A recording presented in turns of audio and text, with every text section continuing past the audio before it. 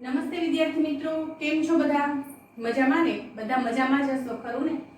આજે આપણે દ્વિતીય વિશ્વયુદ્ધ માટેના જે જવાબદાર પરિબળ છે અથવા તો એના કારણો પણ કહી શકીએ એના વિશે આપણે ચર્ચા કરવાની છે.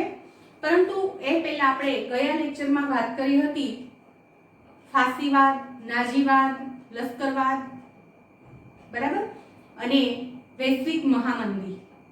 વૈશ્વિક મહામંદી એટલે શું? તો કે આખા વિશ્વની અંદર એક અફડાતફડી મચી ગઈ હોય, ધંધા રોજગાર છે ઠપ થઈ ગયા હોય, લોકો કોઈ પણ કામ મળે, કોઈ પણ વેતન એમને મળે છતાં એ કામ કરવા તૈયાર હોય પરંતુ એને કામ ન મળતું હોય. જે લેણદેણ છે એ લેણદેણની અંદર આપણને ઘટાડો જોવા મળે, ખરીદ વેચાણમાં ઘટાડો જોવા મળે. આ બધી જે પરિસ્થિતિ છે એને આપણે મંદી કહી શકીએ, જે માહોલમાંથી અત્યારે આપણે પસાર થઈ રહ્યા છીએ. બરાબર, અત્યારે પણ આપણને મંદીનો માહોલ જોવા મળે છે. શા માટે? અત્યારે કારણભૂત છે કોરોના. બરાબર, તો અત્યારે આપણે લગભગના મોઢે ચર્ચા સાંભળતા હશું કે બહુ મંદી છે બજારમાં, ખૂબ મંદી ચાલી રહી છે. એ મંદી એટલે શું? કે લોકોને કામ જોઈએ છે પરંતુ એમને કામ નથી મળતું. એમને કોઈ પણ વેતન આપો, એ કોઈ પણ વેતનમાં કામ કરવા તૈયાર છે છતાં પણ કામ નથી મળતું. એ છે મંદીનો માહોલ. હવે પ્રથમ વિશ્વયુદ્ધની જે ઘટના ઘટે છે, પ્રથમ વિશ્વયુદ્ધ પછી જે પરિસ્થિતિ ઊભી થાય છે એ પરિસ્થિતિ છે વૈશ્વિક મહામંદી. પ્રથમ વિશ્વયુદ્ધ પૂરું થાય છે તો પ્રથમ વિશ્વયુદ્ધની અંદર વિશ્વના ઘણા બધા રાષ્ટ્રો છે જોડાયા હતા યુદ્ધની અંદર, અને યુદ્ધની અંદર ઘણા બધા રાષ્ટ્રો જોડાયા હતા. એના લીધેથી આ જે રાષ્ટ્ર છે એનો જે વેપાર, વાણિજ્ય, આર્થિક વ્યવસ્થા છે બધું પડી ભાંગ્યું હતું. કારણ કે મોટા ભાગના પુરુષો છે આ યુદ્ધની અંદર જોડાઈ ગયા હતા. પરિણામે જે ઘર સંચાલનની જવાબદારી છે, કમાવાની જવાબદારી છે, સ્ત્રીઓના માથે આવી પડી હતી. પછી યુદ્ધ જ્યારે થતું હોય છે ત્યારે એની અંદર નાણાંની પણ જરૂર પડે. જે કંઈ પણ હથિયારો વપરાયા હોય આ તે બધાને માટેથી નાણાંની જરૂર પડતી હોય છે. તો ઘણો બધો ખર્ચ પણ થતો હોય છે. તો એવો અબજો રૂપિયાનો ખર્ચ છે આ યુદ્ધની અંદર થઈ ગયો હતો, અને લોકો છે યુદ્ધમાં જોડાઈ ગયા. પરિણામે એમના વેપાર ધંધા એ પણ પડી ભાંગ્યા. અને આ બધી જે ઘટનાઓ ઘટે છે એના પરિણામે વૈશ્વિક મંદીનો માહોલ સર્જાય છે. અને વૈશ્વિક મંદીનો માહોલ જે આપણને જોવા મળે છે અમેરિકાના વોલ સ્ટ્રીટમાં, જે શેર બજારનું માર્કેટ છે, શેર માર્કેટ કહેવાય છે વોલ સ્ટ્રીટ. એમનું જે શેર બજાર છે, જે શેર માર્કેટ છે એનું નામ છે વોલ સ્ટ્રીટ. તો મંદી છે કેવી રીતે ખબર પડે? જો તેજી જ્યારે ચાલતી હોય છે ત્યારે આપણે ગયા લેક્ચરમાં વાત કરી હતી, જ્યારે તેજીનો માહોલ હોય છે ત્યારે બધા લોકો છે શેરની ખરીદી કરતા હોય છે, શેર લેવા માટે પડાપડી કરતા હોય છે.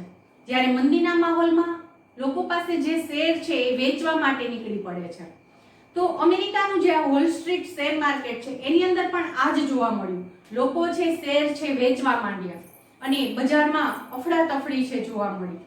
બરાબર, અને એ જે મંદીનો માહોલનું સર્જન થયું એનો અસર આખા વિશ્વ પર પણ જોવા મળે છે. હવે તમને એમ થાય કે અમેરિકાનું જે આ શેર બજાર છે એને તો વોલ સ્ટ્રીટ કહેવાય. એવી જ રીતે આપણા ભારતની અંદર પણ શેર બજાર છે, શેર માર્કેટ છે. એનું નામ શું છે ખ્યાલ છે તમને બધાને? એનું નામ છે દલાલ શેર માર્કેટ. બરાબર, જે મુંબઈની અંદર આવેલું છે.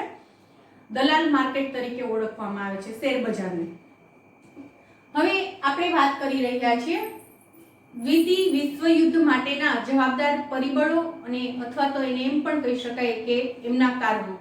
હવે પ્રથમ વિશ્વયુદ્ધ પૂરું થતા વિશ્વના જે રાષ્ટ્રો છે જે આ યુદ્ધની અંદર જોડાયા હતા અને યુદ્ધનો ભોગ બન્યા હતા એ બધા રાષ્ટ્રોને હવે એવું લાગે છે કે વિશ્વની અંદર શાંતિની જરૂરિયાત છે.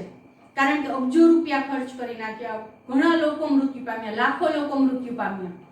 બરાબર, અર્થવ્યવસ્થા આખી પડી ભાંગી. એટલે એવું થયું કે હવે થોડીક સ્થિરતા માર્કેટમાં લાવવાની જરૂર છે, શાંતિની જરૂર છે. તો એના માટે શું કરી શકાય?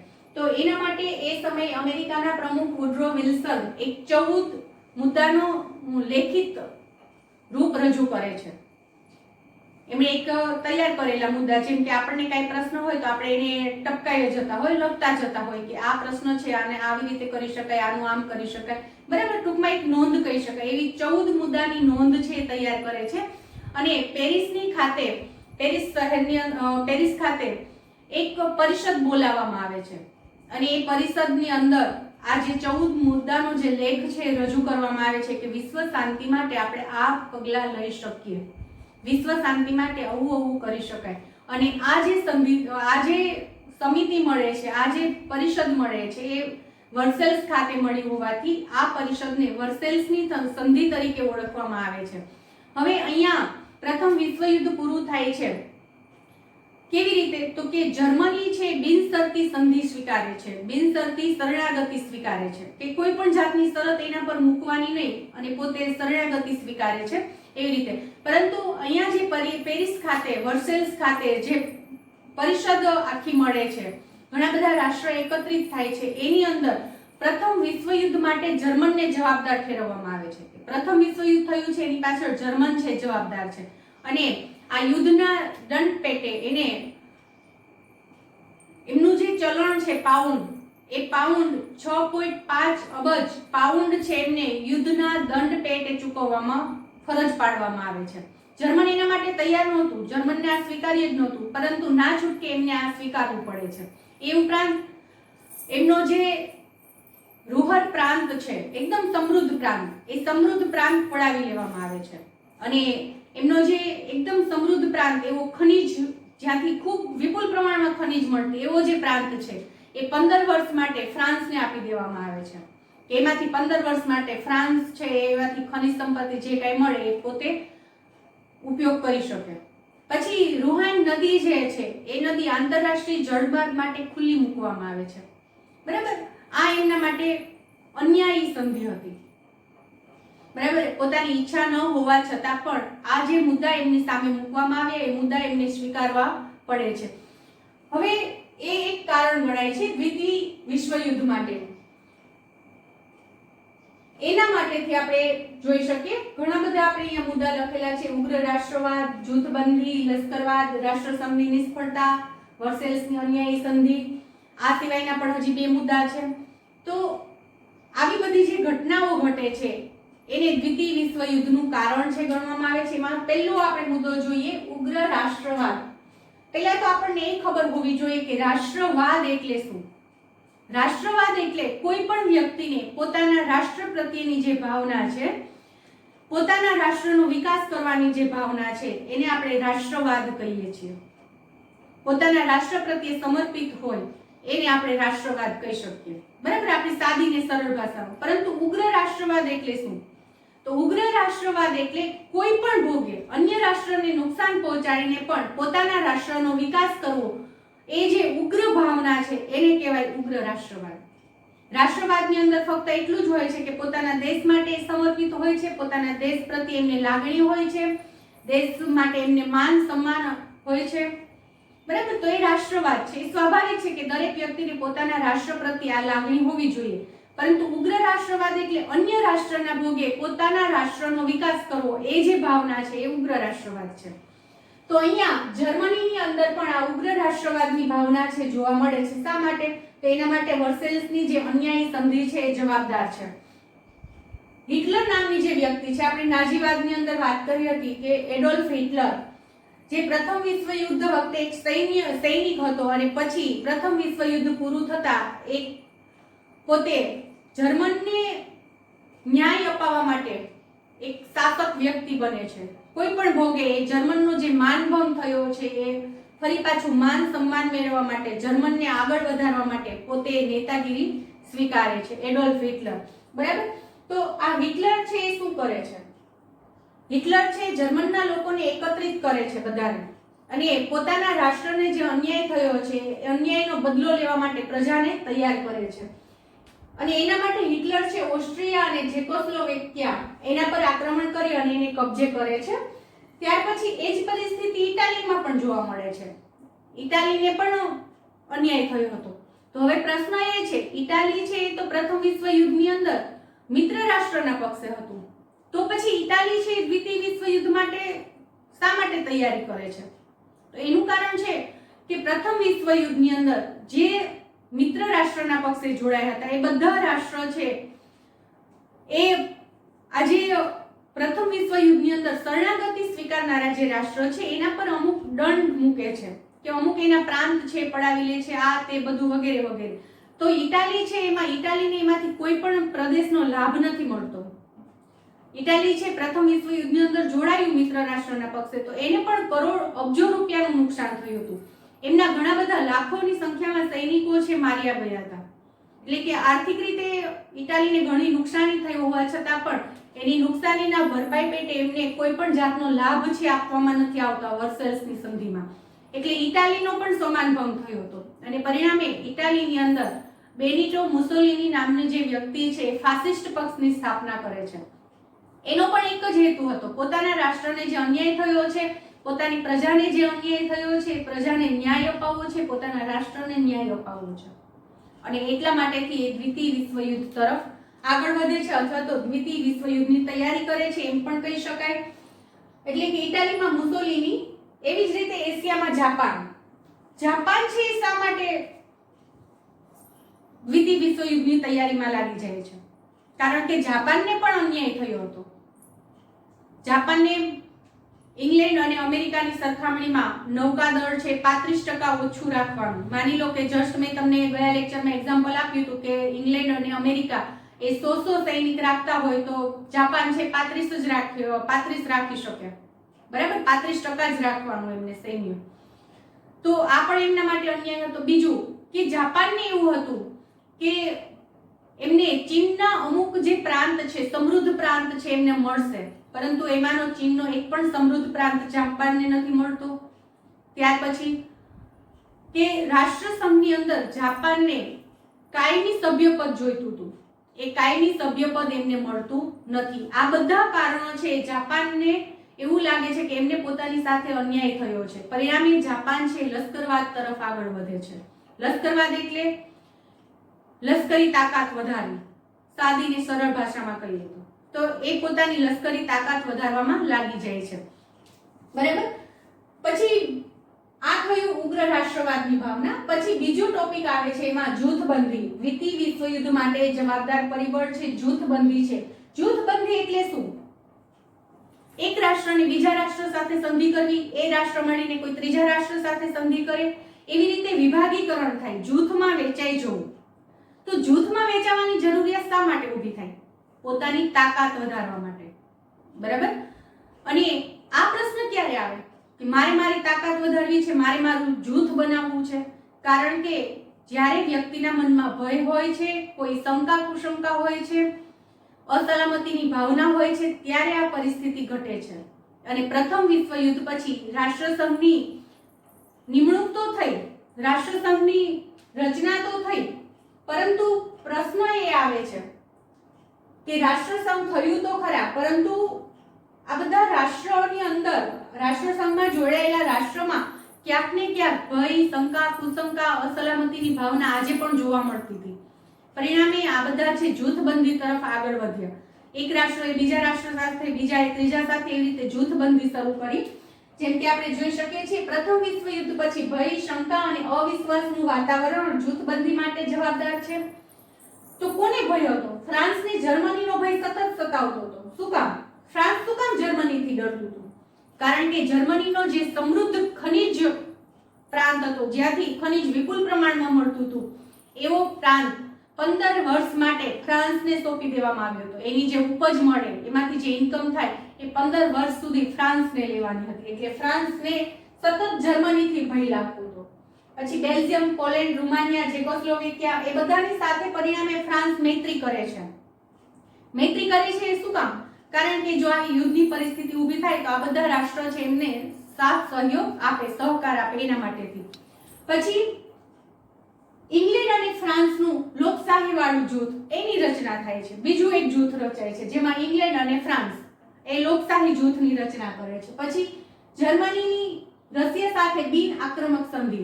જર્મની છે રશિયા સાથે સંધિ કરે છે. કેવી? બિન આક્રમક સંધિ, એકબીજા સાથે આક્રમણ નહીં કરવાનું, એવી બિન આક્રમક સંધિ કરે છે. ઇટાલી, ચેકોસ્લોવેકિયા, યુગોસ્લાવિયા, રૂમાનિયા, હંગેરી, ગ્રીસ, તુર્કી અને ઓસ્ટ્રિયા સાથે કરાર કરે છે. તો ઇટાલી છે આ બધા રાષ્ટ્રોની સાથે કરાર કરે છે, એટલે કે સંધિ કરે છે. પરિણામે આપણે જોઈ શકીએ હાઇલાઇટ પર 3 આવે છે: જાપાન, ઇટાલી અને જર્મની. ઇટાલીનું રોમ, જર્મનીનું બર્લિન અને જાપાનનું ટોક્યો. અને આ 3 રાષ્ટ્ર છે એ સંયુક્ત સંધિ કરે છે. પરિણામે રોમ, બર્લિન, ટોક્યો ધરી રાષ્ટ્ર એવી રીતે ઓળખાય છે. એટલે કે ઇટાલી, જર્મની અને જાપાન એ ધરી રાષ્ટ્ર, ફરી પાછું ધરી રાષ્ટ્ર, અને બીજા અમુક રાષ્ટ્ર છે મિત્ર રાષ્ટ્રના પક્ષે જોડાયા. ફરી પાછા 2 પક્ષ ઊભા થયા, મિત્ર રાષ્ટ્ર અને ધરી રાષ્ટ્ર. ધરી રાષ્ટ્ર રોમ, બર્લિન, ટોક્યો આજે પણ રોમ, બર્લિન, ટોક્યો તરીકે ઓળખાય છે, જે જૂથબંધી છે. રોમ, બર્લિન, ટોક્યો જૂથબંધી. બરાબર. પછી આવે છે લશ્કરવાદ, જે હમણાં જ વાત કરી. લશ્કરવાદ એટલે પોતાની લશ્કરી તાકાતને વધારવી. શા માટે લશ્કરી તાકાત વધારવી પડે? કે તમને અન્ય કોઈ રાષ્ટ્રથી ભય લાગતો હોય ત્યારે તમે તમારી લશ્કરી તાકાત વધારો છો. રાષ્ટ્રસંઘની અંદર એ સ્પષ્ટ કરવામાં આવ્યું હતું કે લશ્કરી તાકાત છે બધાએ સીમિત રાખવાની. લશ્કર છે એ સીમિતમાં રાખવાનું, એની પાછળ ખર્ચ નહીં કરવાનો વધારે. છતાં પણ આ બધા જે અન્યાય પામેલા જે રાષ્ટ્ર છે પોતાના રાષ્ટ્રની સલામતીના બહાના નીચે પોતાની લશ્કરી તાકાતમાં વધારો કરવામાં લાગી જાય છે. લશ્કરવાદની અંદર શું છે? અમુક રાષ્ટ્ર છે ફરજિયાત લશ્કરી તાલીમ આપે છે પોતાના દેશના લોકોને. જો ઘણા બધા રાષ્ટ્ર એવા હોય છે કે જેની પાસે માનવધન ઓછું હોય, એટલે કે એમના દેશની વસ્તી ઓછી હોય, તો એ રાષ્ટ્ર છે એની સામે માની લો કે બહુ મોટી વિશાળ વસ્તીવાળો દેશ છે, એ યુદ્ધમાં જોડાય છે, આક્રમણ કરે છે, તો એની સામે કેવી રીતે ટકી શકવું? તો પોતાના દેશના નાગરિકોને ફરજિયાત લશ્કરી તાલીમ, ફરજિયાત એમણે લશ્કરી તાલીમ મેળવવાની. તો એના માટે અમુક રાષ્ટ્ર છે આ પદ્ધતિ દાખલ કરે છે.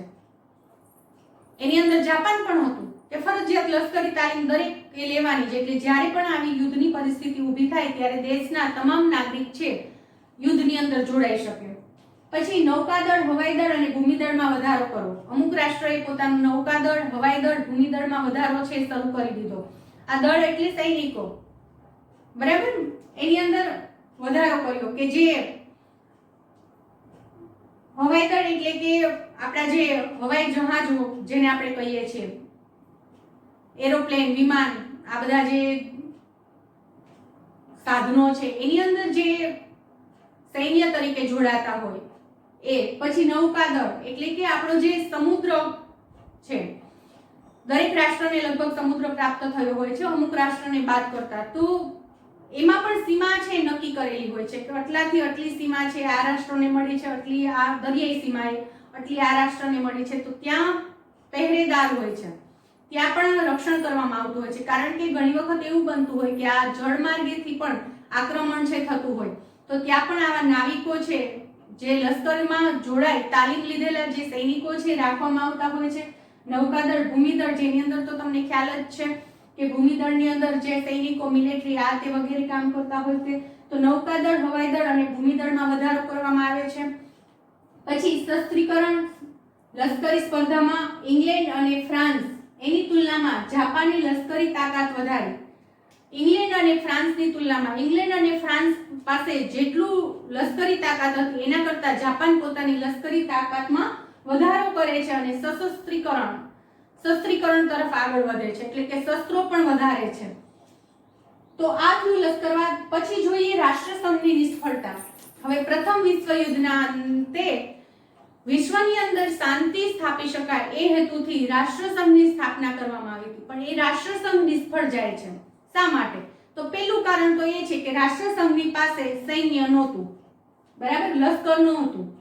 કારણ કે એમની પાસે પણ એમનું લશ્કર હોય, તો એ લશ્કર નહોતું એમની પાસે, એમનું સૌપ્રથમ કારણ છે. બીજું, અને એના લીધેથી રાષ્ટ્રસંઘ છે સર્વોપરી સંસ્થા નથી બની શકતી, બરાબર.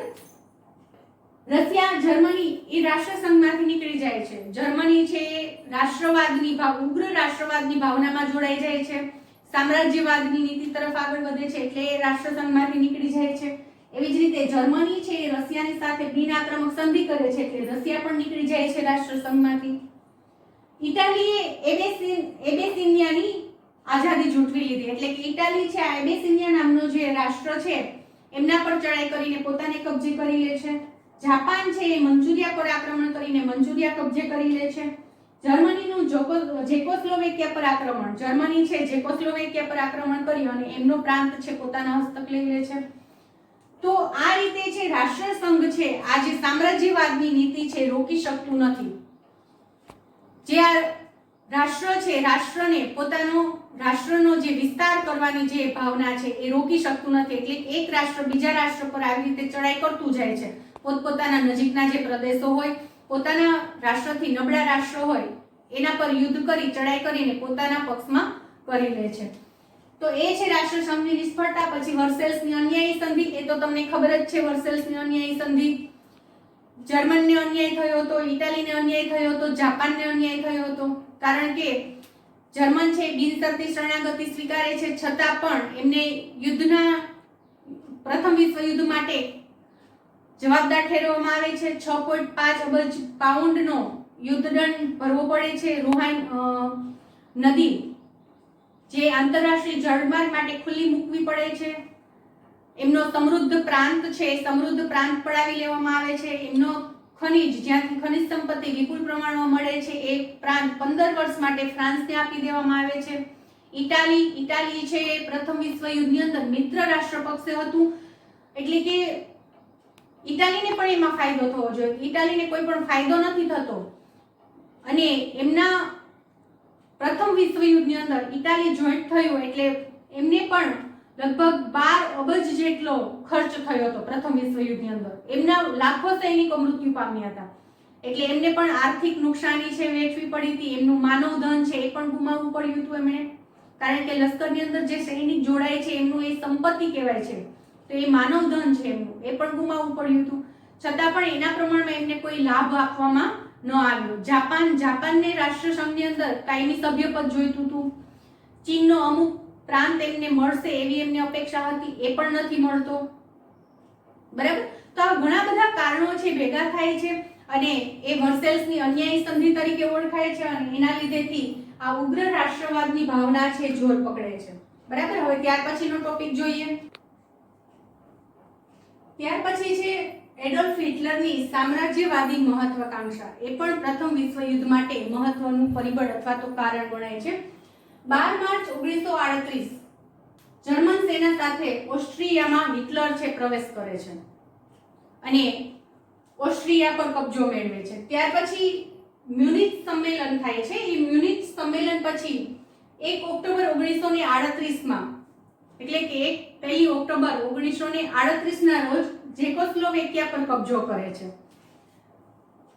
ત્યાર પછી માર્ચ 1939 લિથુઆનિયાના મેમેલ બંદર પર કબજો કરે છે. એટલે કે હિટલર છે એ સામ્રાજ્યવાદી જે એમની નીતિ છે એ નીતિનો ફેલાવો કરે છે અને એક પછી એક આ રાષ્ટ્ર છે એ કબજે કરતો જાય છે. એ પણ એના માટે દ્વિતીય વિશ્વ યુદ્ધ માટે મહત્વનું કારણ ગણી શકાય. ત્યાર પછી એનું અગત્યનું કારણ કહી શકાય તો એ છે જર્મનીનું પોલેન્ડ પર આક્રમણ. પોલેન્ડ છે શાંત હતું અને જર્મની છે પોલેન્ડ પર આક્રમણ કરે છે. એટલે આપણે કહીએ છીએ ને કે શાંત પાણી હોય અને એની અંદર જો તમે પથ્થર ફેંકો તો એમાં વમળ ઉત્પન્ન થાય.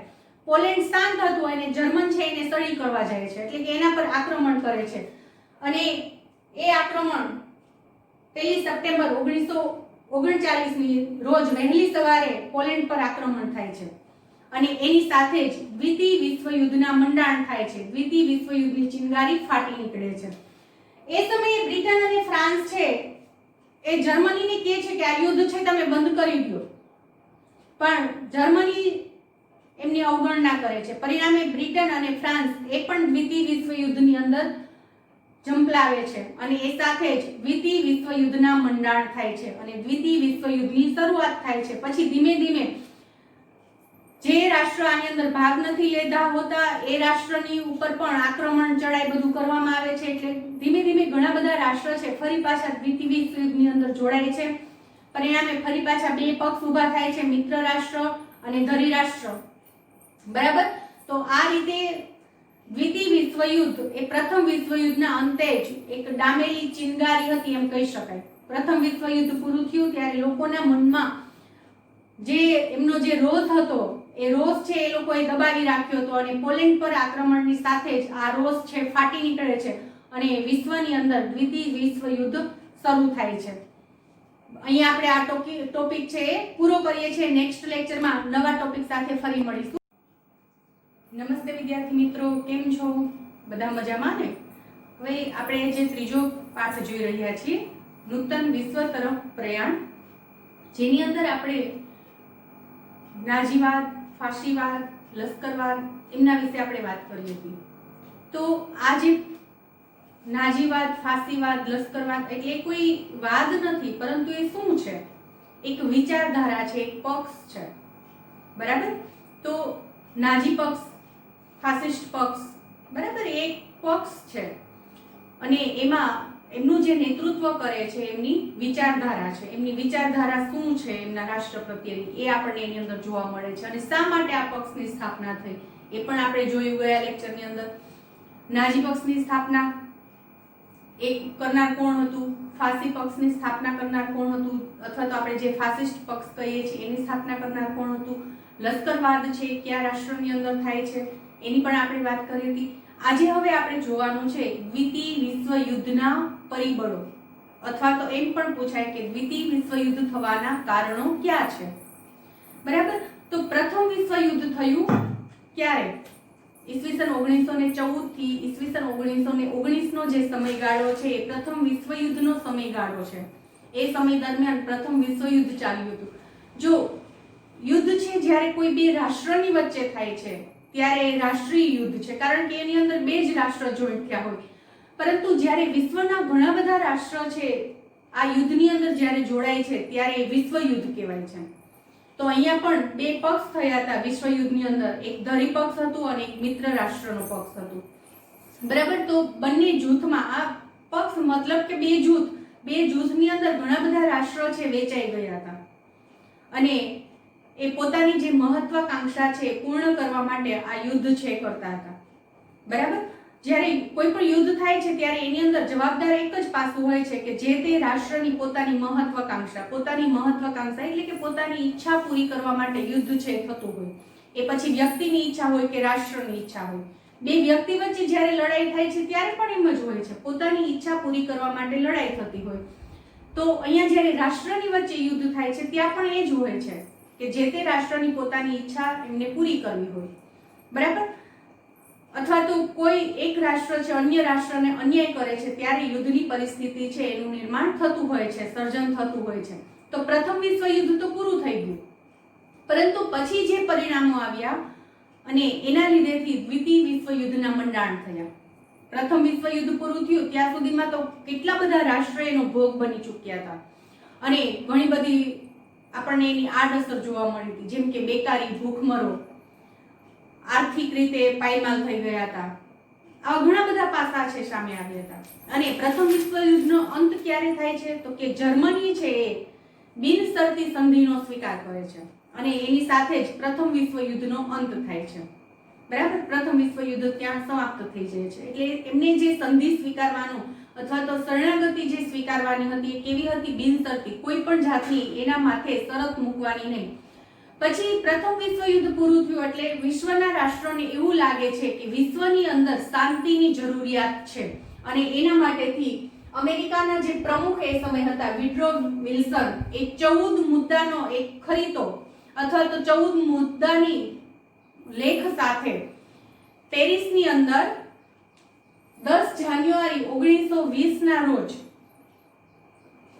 એ રાષ્ટ્ર છે, ઘણા બધા રાષ્ટ્ર એની અંદર સંમેલિત થયા હોય અને શાંતિ પ્રસ્તાવ જેને આપણે કહી શકીએ આ 14 મુદ્દા મૂકે છે. આ 14 મુદ્દાની મુદ્દા એની અંદર વિશ્વની અંદર શાંતિ સ્થાપવા માટે શું કરી શકાય એ બધા એની અંદર લેખિત સ્વરૂપ હતું અને એના માટેથી એક સંઘની સ્થાપના થાય છે. એ સંઘને રાષ્ટ્ર સંઘ કહેવામાં આવે છે. બરાબર? તો આ જે જગ્યાએ આ પરિષદ એકત્રિત થઈ હતી એ વર્સેલ્સની અંદર થઈ હતી અને એટલા માટેથી આ જે સંધિ હતી એને વર્સેલ્સની સંધિ પણ કહેવામાં આવે છે.